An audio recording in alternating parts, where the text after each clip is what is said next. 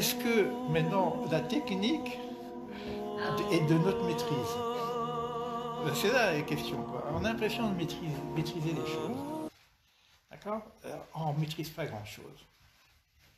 Vraiment, on ne maîtrise pas grand-chose. On est quelque part, je ne veux pas dire qu'on est des pions sur un échiquier et qu'il y a un joueur derrière qui joue avec nous, mais l'idéal, ce serait ça. L'idéal, c'est de savoir qu'il y a un maître du monde et qui nous pose dans des fonctions, et on a l'impression qu'on choisit les fonctions, mais cette fonction, elle va servir à un projet universel, pas simplement à mon projet. C'est ça l'idéal de base. C'est j'accepte d'être choisi ou conduit par quelque chose qui me dépasse. Mais ça ne veut pas dire que je n'ai pas le sentiment de choisir. Ça ne veut pas dire que je n'ai pas de libre arbitre, mais c'est un libre arbitre qui est à l'intérieur d'un système qui est déjà préconçu. C'est assez complexe. Hein. Alors l'idéal quand on a un projet comme ça, c'est de connaître un peu les règles du jeu.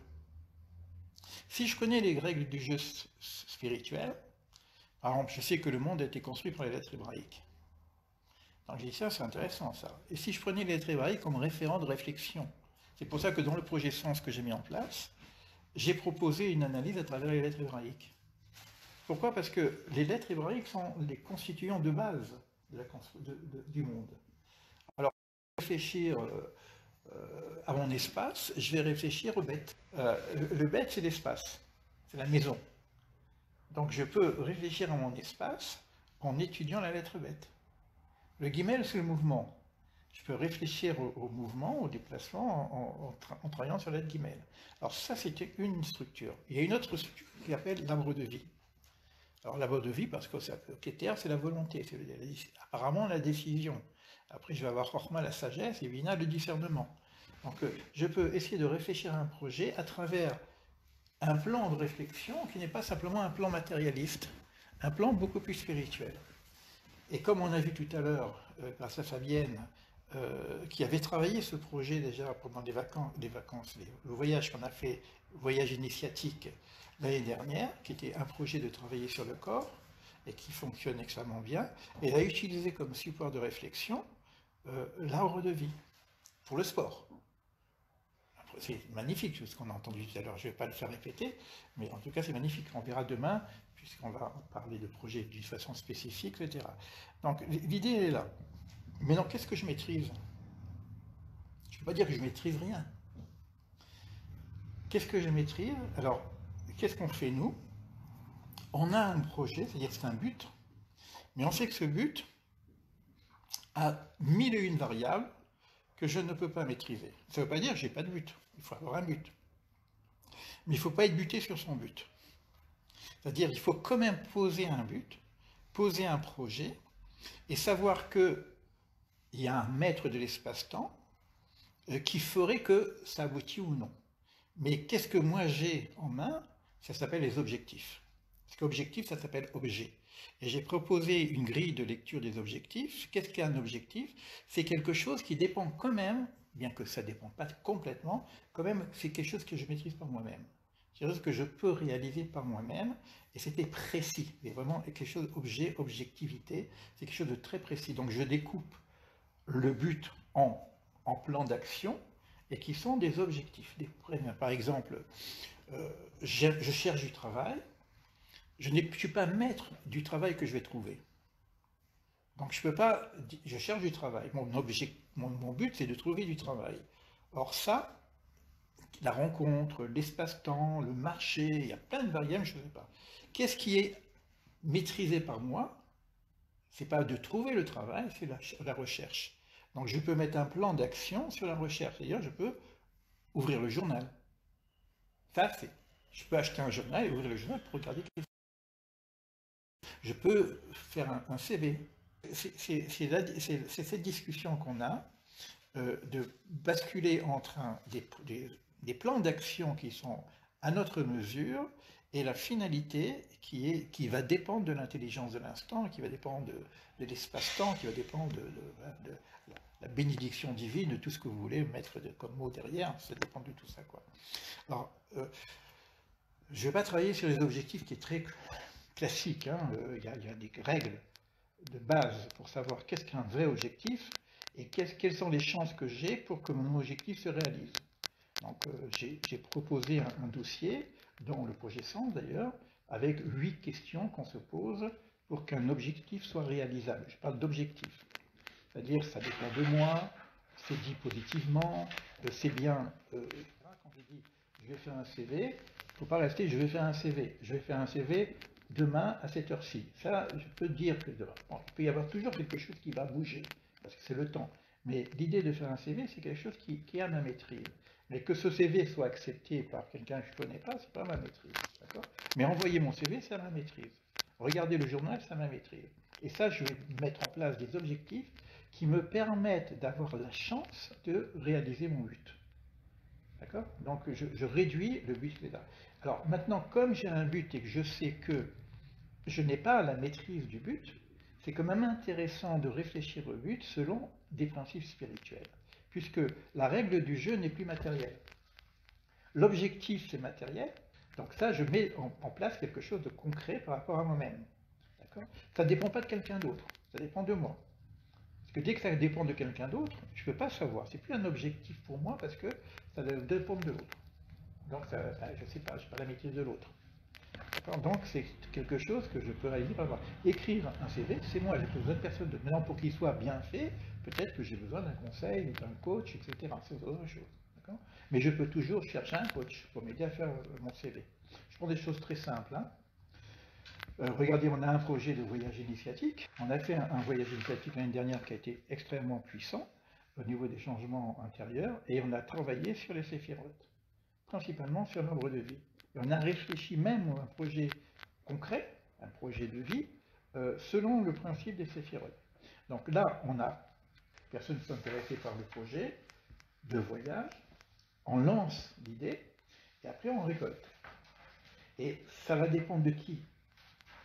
Moi, je peux dire, voilà les dates qui sont apparemment disponibles. On lance l'idée. C'est comme quand on va à la pêche. Hein. Moi, ce que je peux faire, c'est jeter ma ligne de pêche. Donc, il faut dire qu'est-ce qu'on va faire, pourquoi on voyage. Ah, c'est formidable, on fait des témoignages. Ah, j'ai vécu ce mois-là, c'était tellement magnifique. C'est là, on fait le travail, on appelle ça un travail marketing. Je n'aime pas ce mot, mais c'est comme ça. C'est-à-dire, si je fais rien pour faire savoir, j'ai dit, bon, je fais un voyage. Du 21, voilà, on va prendre une date, 21 juin au 2 juillet. Et je m'arrête là. Combien de personnes j'ai? Je ne fais pas d'annonce. J'en parle à personne. Combien de personnes je vais avoir? 0. Non, une. Moi j'y suis. Donc je voyage avec moi-même. Donc il faut bien faire un travail d'information, et ça c'est ma maîtrise. Mais si je ne sais pas trop écrire, bah, je demande à un copywriter, ils appellent ça comme ça, de me faire un petit topo pour dire que bah, c'est intéressant, etc. Donc j'écris quelque chose. Maintenant, comment je vais réfléchir autrement que le classique de tout ce qui se trouve en management? Parce que moi, s'il faut faire du management, vous n'avez pas besoin de moi. Il y a des grands maîtres du management qui savent exactement comment poser des projets. Ça s'appelle la gestion de projet. Moi, j'ai enseigné dans une école d'ingénieur presque 20 ans, hein, 20 ans dans une école d'ingénieur, avec ma kippa. Il faut le faire. Et bien, c'est quoi l'école d'ingénieur? C'est la gestion de projet, principalement. C'est vraiment, ils ont des logiciels, des machins, des trucs super bien faits, c'est très sophistiqué, tu vois. Et donc, mais ils savent très bien aussi que, et ça c'était ma partie à moi, c'était pas ma partie de gestion de projet parce qu'ils avaient tous les grands professeurs pour le faire, ma partie à moi c'était la gestion des incertitudes. Si vous ne placez pas un espace incertitude, comment ça marche? Parce que vous ne pouvez pas tout maîtriser. Donc je ne peux pas dire ça c'est comme ça c'est comme ça, c'est comme ça. Donc obligatoirement des réunions dans les espaces de régulation pour regérer les incertitudes. Attention, la cible était là, mais il y a eu une déviation. On remodule, on reprend le moulin et on met d'autres éléments en place. Ça, c'est comme ça que ça marche. Sinon, ça ne peut pas marcher. Je me rappelle comme ça, c'est une fois les Japonais viennent en France et ils voient des plans d'action sur 3 ans. Et ils sont muets, tu vois, ils disent 3 ans. Mais comment vous pouvez faire un plan d'action sur 3 ans? Nous, on a du mal à faire un plan d'action sur 3 mois. Les choses bougent tellement vite, il y a tellement de nouveautés que 3 mois après, tout est différent. Vous voyez la problématique? Alors maintenant, moi, ce que je suis en train de faire avec vous, mais non pas avec l'école d'ingénieur, parce que je ne peux pas mettre l'arbre de vie dans une école d'ingénieur, qu'est-ce qu'on peut faire, nous, pour le but? Les objectifs, c'est facile, avec des régulations, etc. Mais le but, j'ai un but. Comment je vais l'analyser? C'est ça la question. Quel que soit le but. Hein. Moi, j'ai fait travailler l'année dernière sur le projet Sens. Le projet Sens, à découvrir à l'intérieur de vous-même, mais quand même essayer de penser, alors, si je prends l'arbre de vie, de base, il faut connaître un petit peu l'arbre de vie. Mais comme je sais que l'arbre de vie, c'est la structure de base de la vie, de ce qui se réalise, parce que l'arbre de vie, ça commence par Keter, en haut, qui est donc une volonté, une décision, hein. C'est pas un désir. Hein. Le désir, il vient avant. Il y a un désir informel, imaginaire, un souhait, un manque, un truc, et après, il faut le transformer, ce désir, en décision, en volonté. Si je ne pose pas la volonté, j'ai pas commencé. J'ai rien commencé si je suis dans le rêve. Je rêve, j'aimerais bien que. Bah, tu peux aimer, mais si tu restes dans j'aimerais bien que. J'aimerais bien partir en voyage avec vous. J'aimerais bien. Mais c'est pas pareil si je veux. Décision. D'accord? Donc je prends la décision de faire ce. Ça ne veut pas dire que je vais y aller. Je vais y arriver. Peut-être que je vais mettre en place après pour y arriver. Mais ça commence de toute façon par la volonté. Pourquoi la volonté? Parce que c'est l'élément le plus supérieur au niveau de l'arbre de vie. Mais je ne peux pas simplement avoir une volonté complètement débile. Donc je suis obligé ensuite de mesurer les éléments de ma volonté.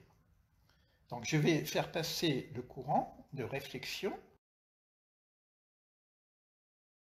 par rapport à l'ensemble de mes séphirotes. Et on va retomber dans des questions de base, classiques. Moi j'ai une formule que j'aime beaucoup, ça s'appelle le CQQ s'est occupé. Tout le monde s'en rappelle, CQQ s'est occupé. Ce sont des questions de base qu'on se pose, qui, quand, quoi, comment, etc. Où.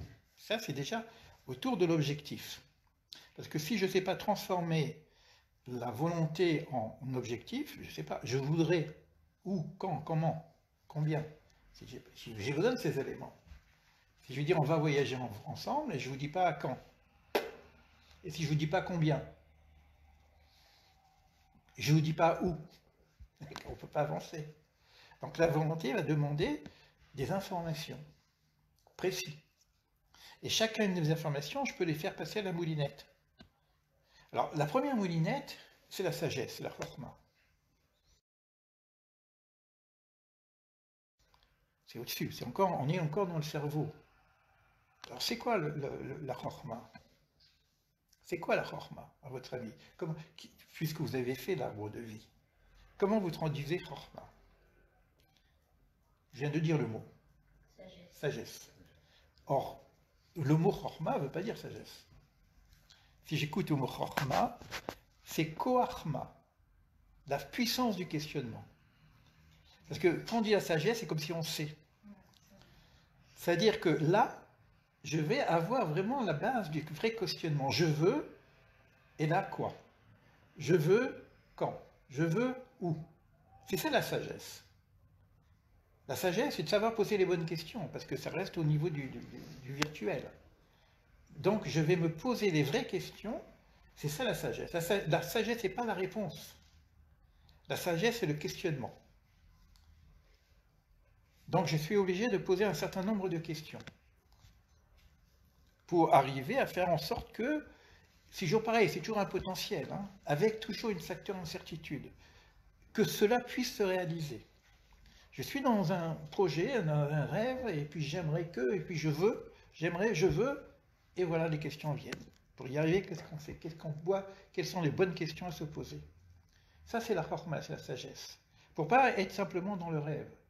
Parce que si, par exemple, je rêve d'aller sur la Lune, il y en a qui y vont, hein, mais pourquoi pas moi? Et je dis, je veux aller sur la Lune. J'ai le droit.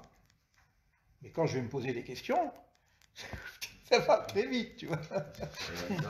Voilà, donc c'est réalisable, etc. Donc on a un ensemble de questions. Donc, parce qu'on ne va pas vivre le rêve qui est de l'ordre de l'irréalisable. Donc on va avoir des rêves qui sont quand même réalisables. Mais ça veut dire qu'on peut réaliser nos rêves quand même.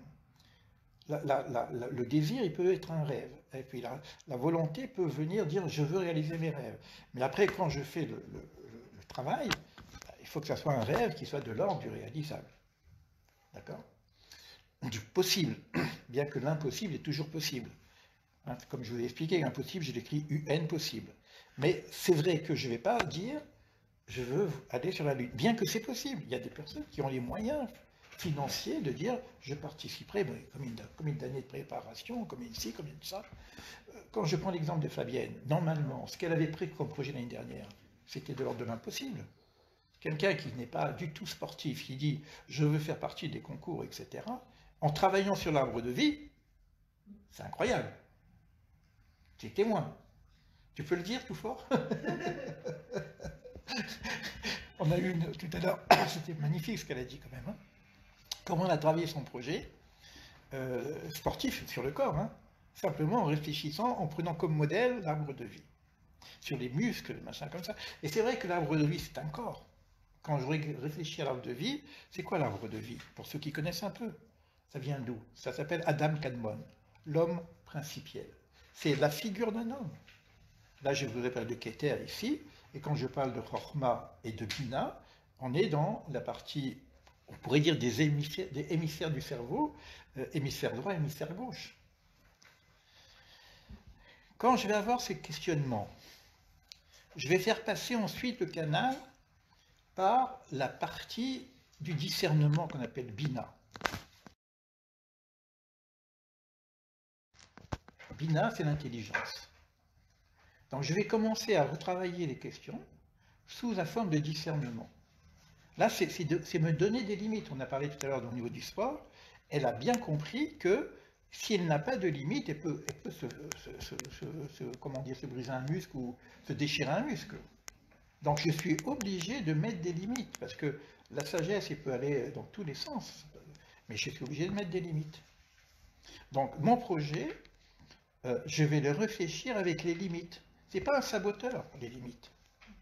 Souvent, on voit les limites comme un saboteur.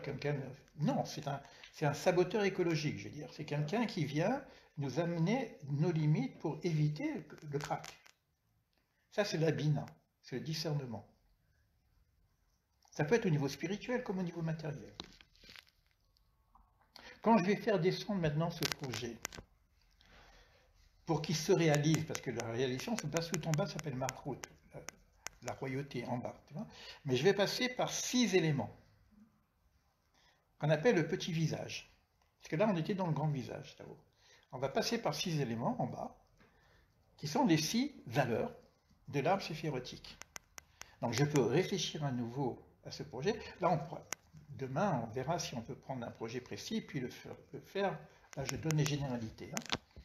Alors, c'est intéressant de voir que la première valeur que j'ai, c'est Chesed. Chesed, c'est quoi?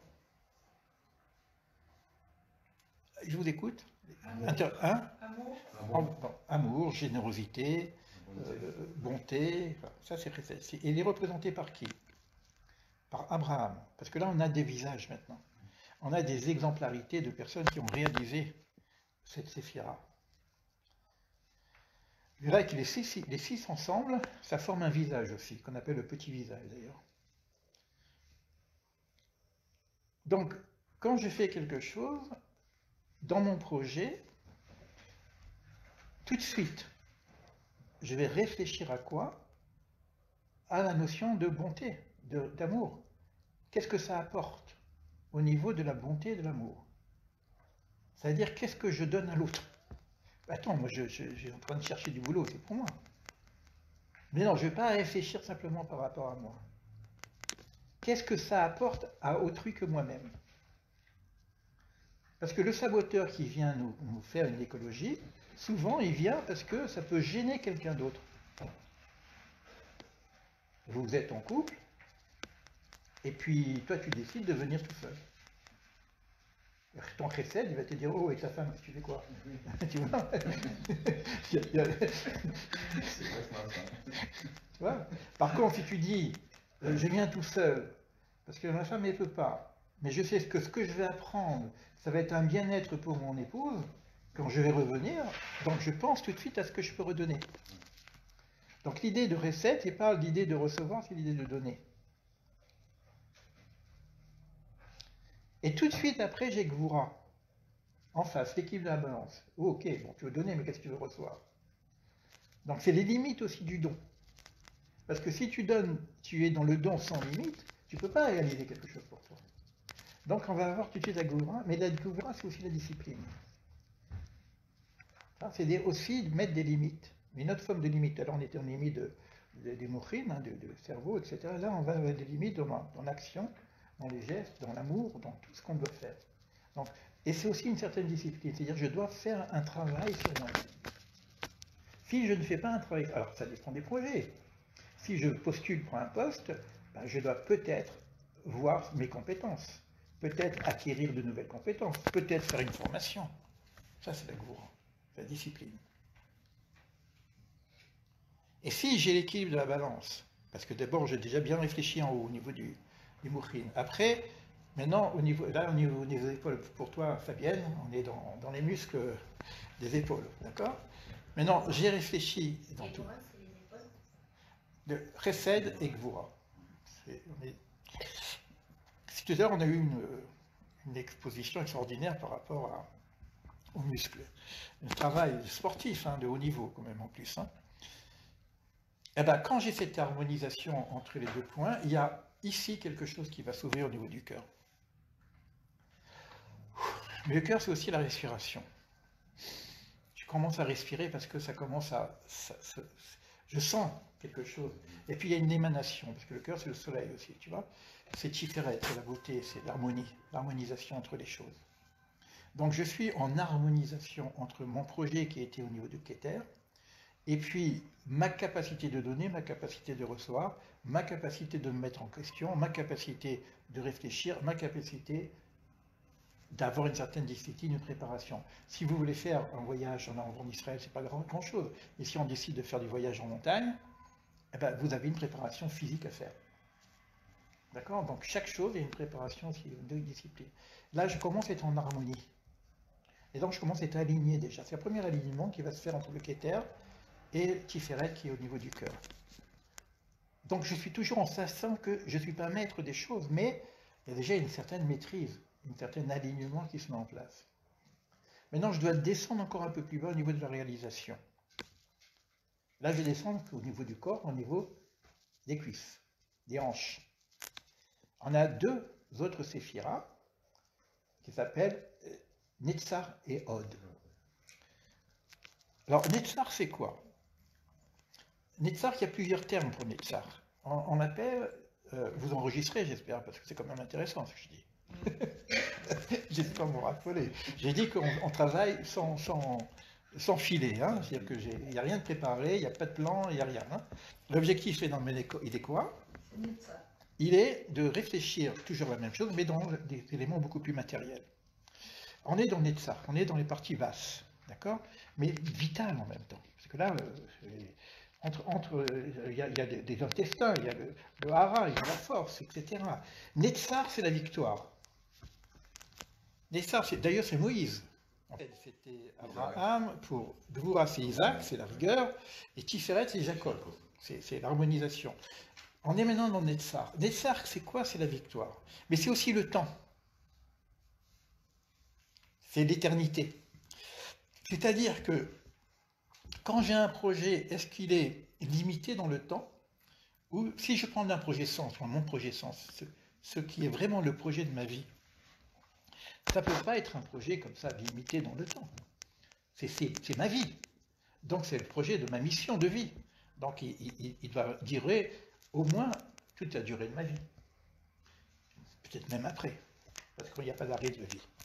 Donc je vais partir de ce monde avec mon projet Sens. Et je vais continuer mon projet Sens dans la nouvelle école, qui est l'école qu'on a lorsqu'on quitte ce monde. Mais je le prépare ici, parce que je veux l'éternité. Si je veux l'éternité, il n'y a pas de fin. Donc je ne vais pas choisir un projet qui s'arrête dans le temps. Donc je me prépare pour le monde d'après. Ça c'est Netzar. Et Netzar, c'est aussi la force, c'est la victoire. Je suis capable de réfléchir aujourd'hui à quelque chose qui va me porter jusqu'après ce monde. C'est magnifique, non? Ouais, c'est ça le projet Sens. D'accord? Alors maintenant, comme on n'a pas tous cette capacité de trouver son projet Sens, parce que la mission de vie, c'est limitée à la vie. Mais le projet Sens, c'est le sens qui va jusqu'au-delà. Maintenant, comme je n'ai pas cette capacité, je vais choisir un projet où, quel qu'il soit, je vais essayer de voir de quelle façon il peut perdurer. Je vous propose de faire un voyage en Israël. Il va s'arrêter. Oui ou non? Ben non.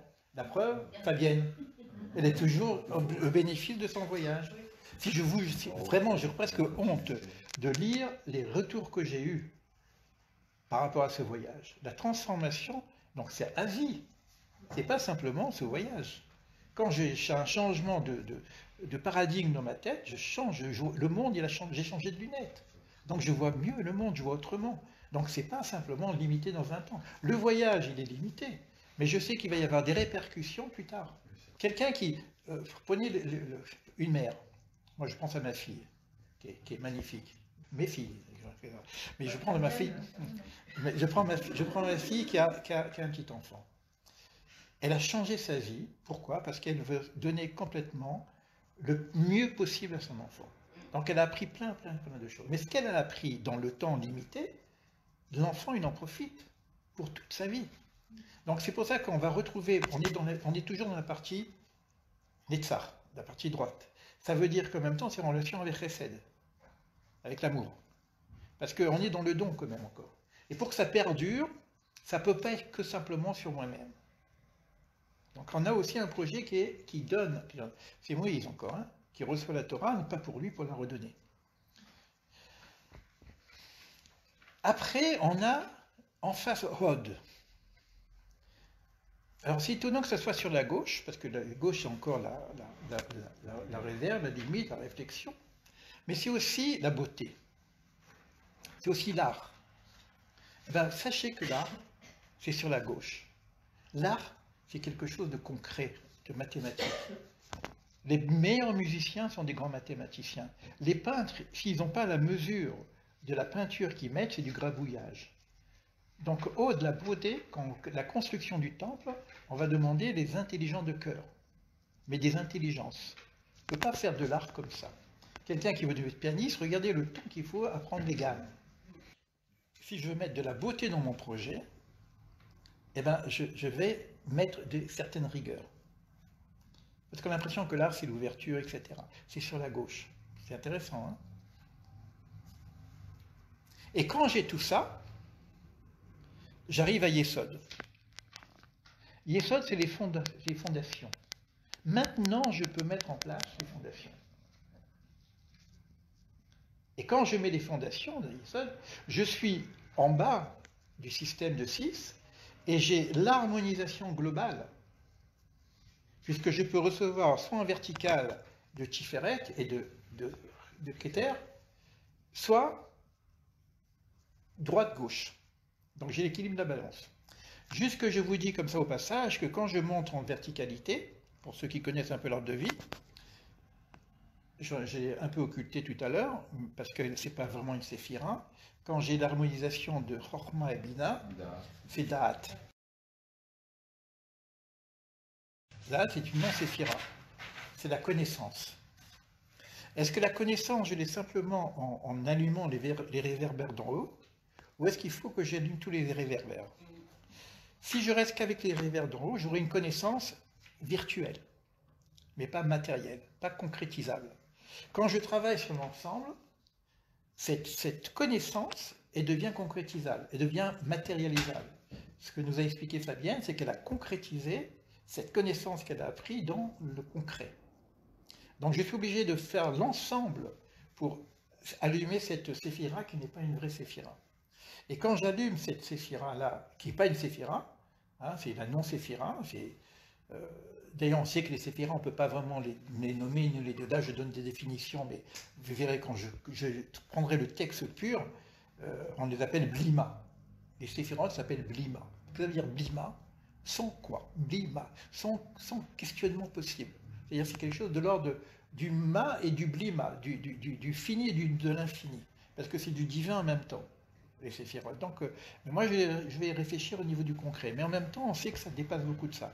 Quand j'arrive, je vais très vite, hein, parce que j'ai beaucoup de choses, je ne peux pas tout dire non plus, hein, en si peu de temps. Le temps. Quand j'arrive à illuminer la connaissance qui vient de Chokhmah Bina, et que j'arrive aussi à la concrétiser grâce aux fondations que je prenne, quelque part c'est le bas qui va allumer le haut. Et je vais avoir une connaissance supérieure. On appelle ça le Da'at Elyon. Connaissance supérieure. Parce qu'elle va devenir physique et métaphysique. Donc je vais pouvoir lier le spirituel au matériel.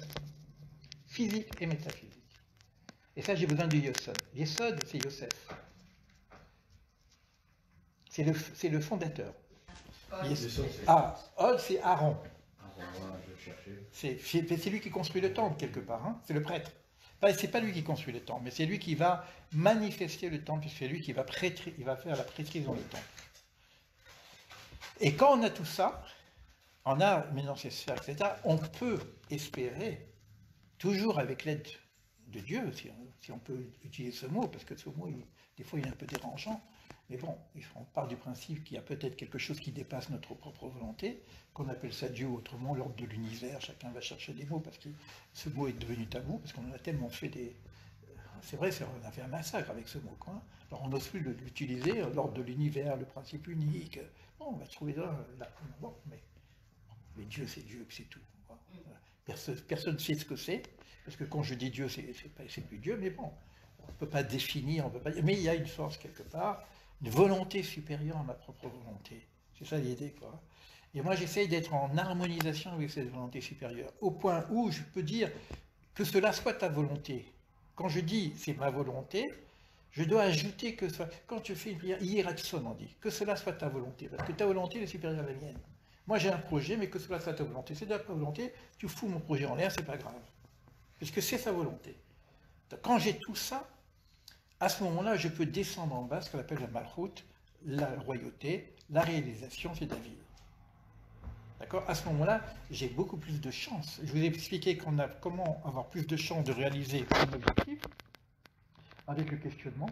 Si vous ne l'avez pas, normalement, vous devez l'avoir reçu puisque vous êtes rentré dans le projet, dans le coaching existentiel. Il y a un PDF avec les 8 questions à se poser pour réaliser un objectif. Ceux qui sont de passage peuvent rentrer dans coachingexistentiel.com. Coaching existentiel, bon, il n'y en a pas beaucoup, et liés, un coaching existentiel. En rentrant dans ce système-là, tout est gratuit, vous avez des vidéos et vous avez éventuellement des outils de travail pour vous aider. Hein. Vous avez aussi quelques éléments sur les séphirotes, sur les théories, etc. Quelqu'un qui... prenez une mère, moi je pense à ma fille, qui est magnifique. D'ailleurs, je crois que c'est la plus belle des filles, mes filles. Mais je prends ma fille, qui a un petit enfant. Elle a changé sa vie. Pourquoi? Parce qu'elle veut donner complètement le mieux possible à son enfant. Donc elle a appris plein de choses. Mais ce qu'elle a appris dans le temps limité, l'enfant, il en profite pour toute sa vie. Donc c'est pour ça qu'on va retrouver, on est toujours dans la partie Netzach, la partie droite. Ça veut dire qu'en même temps, c'est en relation avec Chesed, avec l'amour. Parce qu'on est dans le don quand même encore. Et pour que ça perdure, ça ne peut pas être que simplement sur moi-même.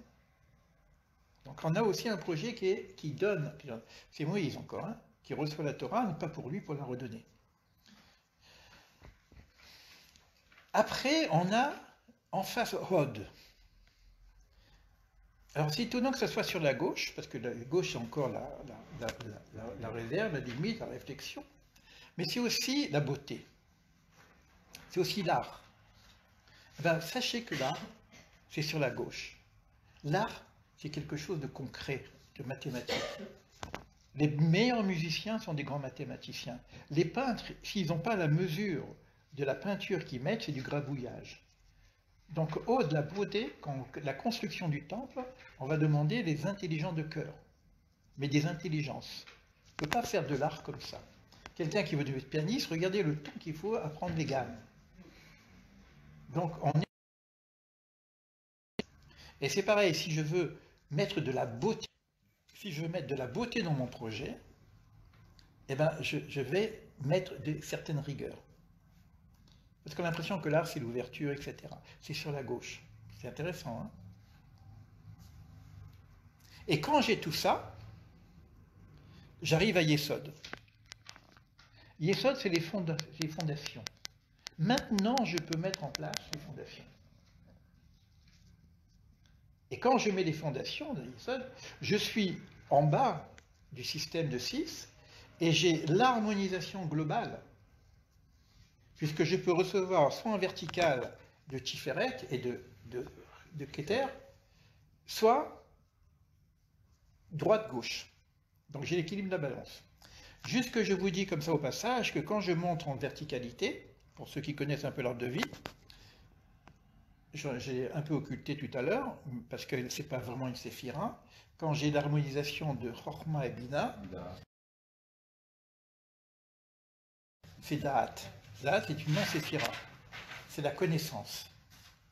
Est-ce que la connaissance, je l'ai simplement en allumant les réverbères d'en haut, ou est-ce qu'il faut que j'allume tous les réverbères? Si je reste qu'avec les réverbères d'en haut, j'aurai une connaissance virtuelle, mais pas matérielle, pas concrétisable. Quand je travaille sur l'ensemble, cette connaissance, elle devient concrétisable, elle devient matérialisable. Ce que nous a expliqué Fabienne, c'est qu'elle a concrétisé cette connaissance qu'elle a apprise dans le concret. Donc je suis obligé de faire l'ensemble pour allumer cette séphira qui n'est pas une vraie séphira.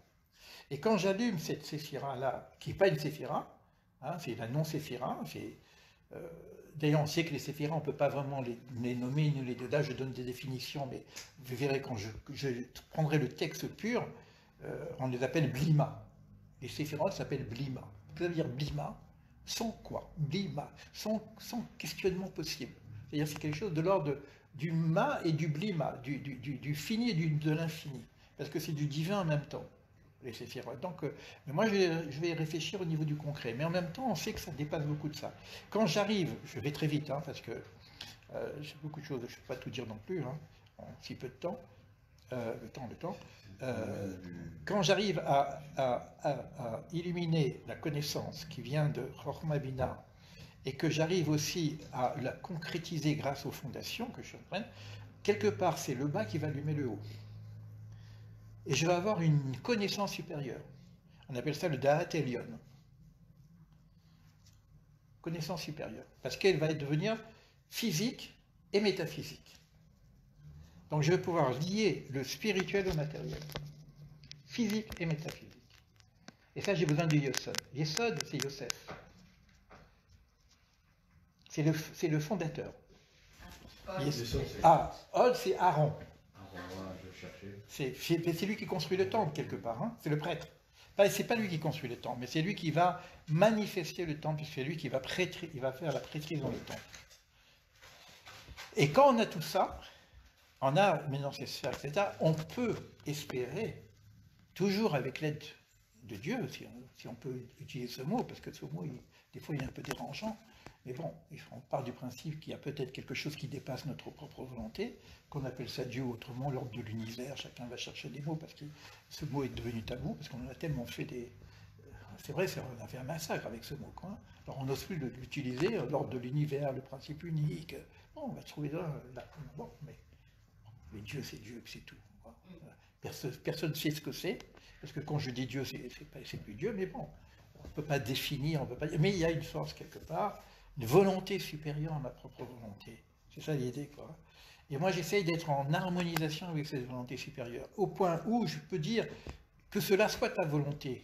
Quand je dis c'est ma volonté, Je dois ajouter que quand je fais une prière, hieraxon on dit, que cela soit ta volonté, parce que ta volonté est supérieure à la mienne. Moi j'ai un projet, mais que cela soit ta volonté. C'est de ta volonté, tu fous mon projet en l'air, c'est pas grave. Puisque c'est sa volonté. Quand j'ai tout ça, à ce moment-là, je peux descendre en bas, ce qu'on appelle la malchoute, la royauté, la réalisation, c'est David. D'accord? À ce moment-là, j'ai beaucoup plus de chances. Je vous ai expliqué comment avoir plus de chances de réaliser un objectif avec le questionnement. Si vous ne l'avez pas, normalement, vous devez l'avoir reçu puisque vous êtes rentré dans le projet, dans le coaching existentiel. Il y a un PDF avec les 8 questions à se poser pour réaliser un objectif. Ceux qui sont de passage peuvent rentrer dans coachingexistentiel.com. Coaching existentiel, bon, il n'y en a pas beaucoup, et l'IES, un coaching existentiel. En rentrant dans ce système-là, tout est gratuit. Vous avez des vidéos et vous avez éventuellement des outils de travail pour vous aider. Vous avez aussi quelques éléments sur les séphirotes, sur les théories, etc.